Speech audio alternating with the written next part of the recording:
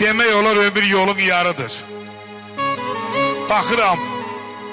Baxıram üzündə qalan cizgiyə, başlanan ömrümün bir baharıdır. Dərd tığyan eylədi, bilən olmadı.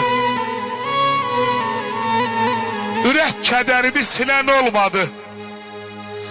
O pulsuzluq günümdə Seyid gələn olmadı. Bax, bu da dostların etibarıdır. Vicdanları haq yolundan azdıran, insanlara diri məzar qazdıran, hökm eyləyib vaxtsız fərman yazdıran, dünyanın şöhrəti bir də varıdır. Məzahir kimdə qalıb bizdə vadət? İnsana məhəbbət, dosta sədaqət. Bu möhkəm iradə, məhdlik səxavət. Ay Məhəmməd müəllim, bizə babaların yadigarıdır.